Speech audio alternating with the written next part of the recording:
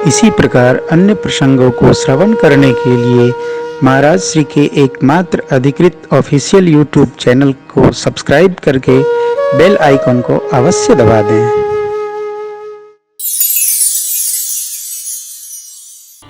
राम जी भी नहीं चाहते, भरत जी भी नहीं चाहते, मां देव माया बस भरत जी को सुखी करना चाहती है और चक्रवर्ती जी अधिकार देकर मुक्त होना चाहते हैं। देखो आप, किसी के चाहने से कोई सुखी नहीं होता।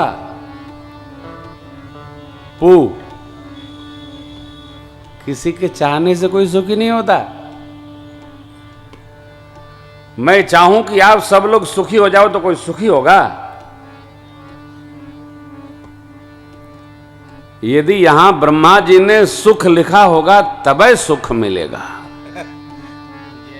भैया 10 साल नहीं मिला, सुख लिखा होगा। डॉक्टर साहब, you very very important for you, सुनिए इसको ठीक से समझिए। आप बनाइए मत, आप पिता हैं, कर्तव्य करिए। जिसके प्रारब्ध में सुख लिखा होगा उसको सुख प्राप्त होगा। मैं आज व्यासपीठ से आपको कथा सुना रहा हूं। जीवन में अभाव और गरीबी क्या होता है मैंने बहुत नजदीक से देखा है, बहुत निकट से देखा है। यहां उसका प्रभाव नहीं आने देता मैं। क्यों? मेरे पर इनकी कृपा है। किसी के देने से सुख नहीं प्राप्त हो जाता है, किसी का लेने से सुख नहीं प्राप्त हो जाता है, किसी के कर देने से सुख नहीं प्राप्त हो जाता है।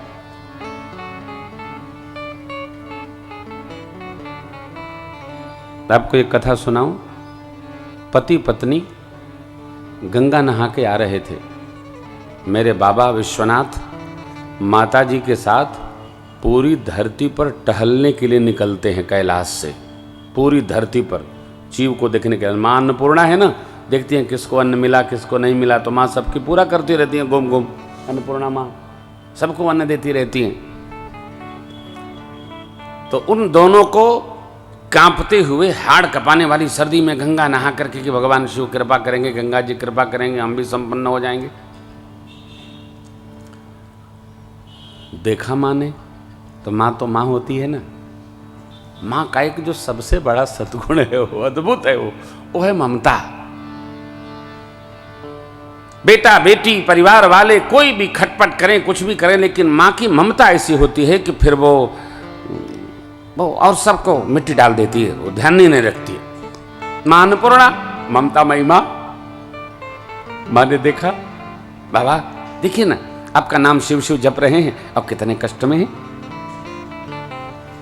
ऐसा करिए, इनको कुछ दे देते हैं, ये सुखी हो जाएंगे।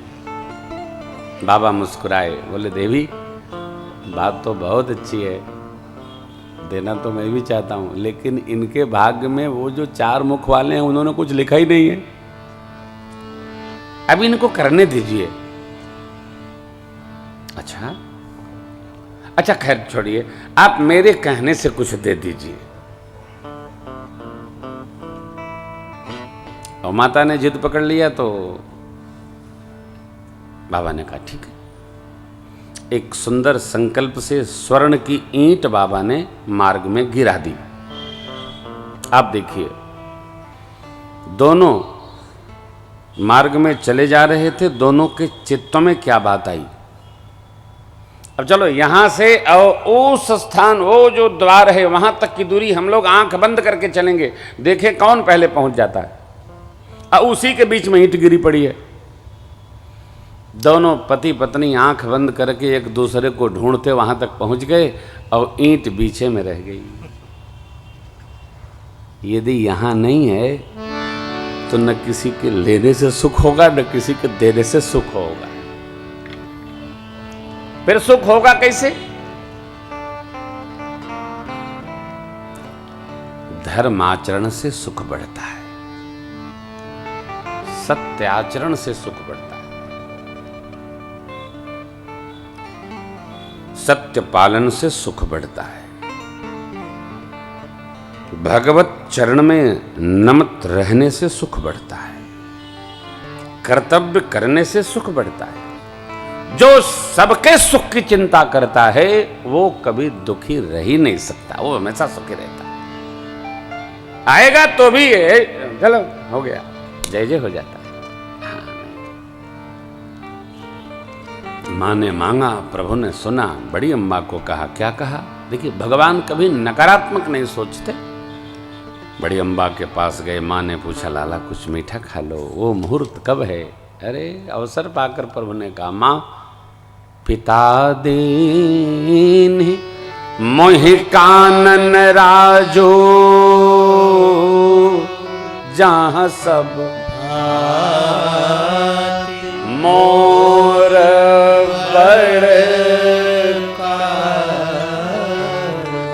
बाप पूज्य पिताजी ने मुझे वन का बड़ा राज्य दे दिया। अयोध्या जी का तो छोटा राज्य था, वो छोटे भैया को।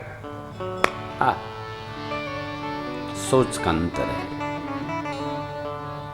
सोच हमको बनाता है, हमारी सोच हमारा निर्माण करती है। सोच श्रेष्ठ रखी जाए, सोच छोटी होगी तो हम छोटे हो जाएंगे।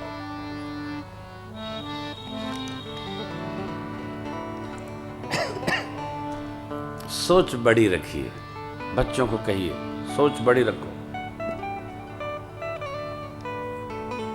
छोटी सोच से हम छोटे हो जाएंगे।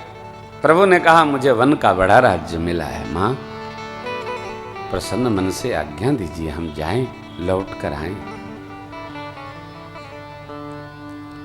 मां ने पूरी कथा पूछी, प्रभु ने बताया। तो मां ने कहा, यदि केवल पिताजी ने आज्ञा दी तो पिता से मां का अधिकार अधिक होता है। तो मैं आपकी बड़ी मां हूं, मेरी आज्ञा पिता से सर्वोपरि है। परंतु यदि मां और पिताजी दोनों की आज्ञा और सहमति है तो वन ही पुत्र आपको 100 अयोध्या जी के समान होगा। बड़ी अम्बा ने कही, जाइए। सीता मैया तो भगवान का ही स्वरूप है ना, स्वरूप एक है, सुख दुख साथ साथ। कलयुग का मानव बिगड़ गया है, कौन समझाए? लड़ता है, झगड़ता है, ये तो ठीक है, परंतु छोटे छोटे अभिमान में अलग हो जाता है, ये बहुत बुरा है। अरे कितनों से अलग हो जाओगे आप? हमारी सनातन परंपरा में अलग बिलग का प्रोग्राम है ही नहीं, जिप में फेडे नहीं है। लेकिन कलयुगी मानव है, छोटे छोटे हमको पाल लेता है और अलग हो जाता है। यहां तो एक ही स्वरूप है, सीताराम, श्री राम, सीताराम एक स्वरूप है।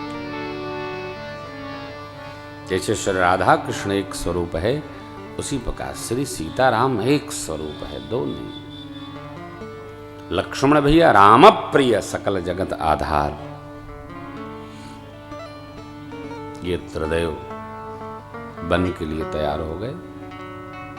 गुरुदेव को प्रणाम, माता पिता को वंदन, ब्राह्मण देवताओं को वर्षासन।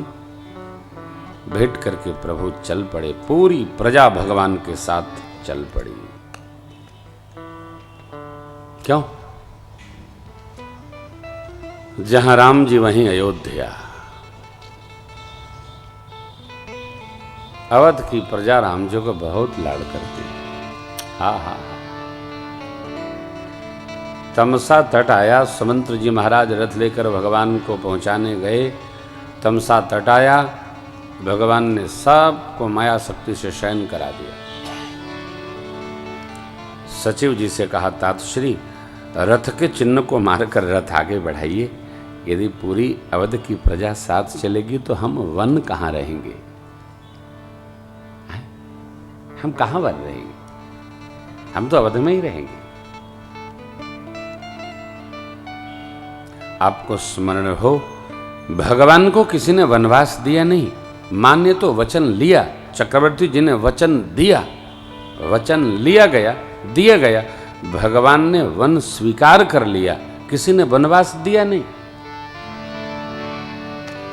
स्वीकार में सुख है। हम सेवा स्वीकार कर लेते हैं तो प्रसन्न हो जाते हैं, और हम जब दिए जाते, लादा जाता है तो दुखी हो जाते हैं। अरे नहीं साहब, ये तो मेरे बस का नहीं है, लो करना ही पड़ेगा तो कैसे। सेवा स्वीकार की जाए, जो सेवा स्वीकार करता है वो सुखी होता है। प्रभु ने वन स्वीकार कर लिया, विचार का समय नहीं। गंगा मैया का दर्शन हुआ, प्रभु उतरे और मां को दंडवत किए, भाव श्रद्धा से जय जयकार करिए। बोलिए गंगा मैया की जय। गंगा मैया, गंगा जी दर्शन मात्र से पाप हर लेती हैं। गंगा हरति पापम दापम च कल्पतरु। कल्पतरु हमारी दैन्यता का हरण करते हैं, लेकिन राम कथा ये कामधेनु भी है, कल्प वृक्ष भी है, दोनों है।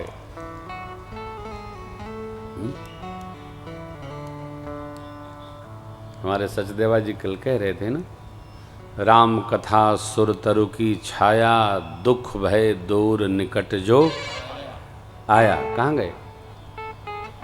काम बहुत है उनके पास।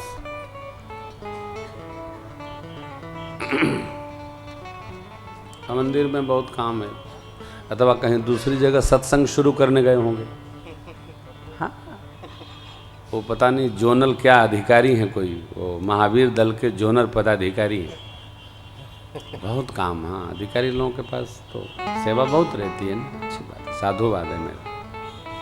भाई बाप, भगवान गंगा मैया के दर्शन किए और श्रृंगवेरपुर प्रवेश हुआ है। श्रृंगवेरपुर गंगा मैया के एह छोर पर है। एक कथा करते हैं प्यारे हम, श्रृंगवेरपुर भी एक बार कथा हो ना। वाह। निषाद राज गुह भगवान के सखा हैं, मित्र हैं। निषाद राज भगवान के सखा हैं, स्वागतार्थ आए। प्रभु, राज सिंहासन राज सत्ता आपकी है, इसको पावन करिए। भगवान ने कहा, मित्र, पूज्य पिताजी ने हमको और आज्ञा दी है। क्या? हम 14 वर्ष विशेष उदासीन व्रत का पालन करेंगे, किसी गांव नगर में प्रवेश नहीं करेंगे, धातु पात्रों का स्पर्श नहीं करेंगे। ये उदासीन व्रत है। श्रृंगार अलंकरण धारण नहीं करेंगे।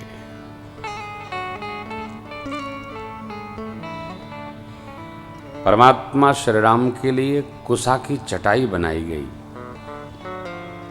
मां के साथ मेरे प्रभु कंद मूल फल खाए, संध्या वंदन संपन्न भये, रात्रि बयारू आरती विश्राम।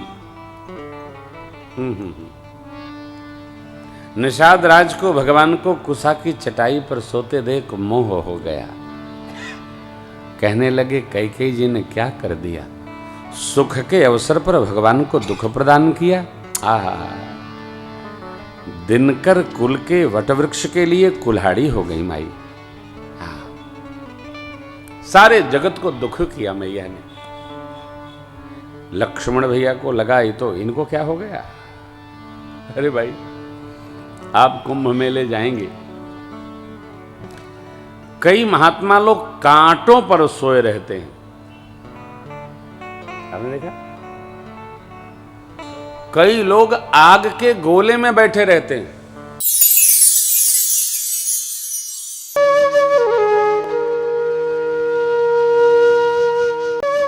इसी प्रकार अन्य प्रसंगों को श्रवण करने के लिए महाराज श्री के एकमात्र अधिकृत ऑफिशियल यूट्यूब चैनल को सब्सक्राइब करके बेल आइकन को अवश्य दबा दें।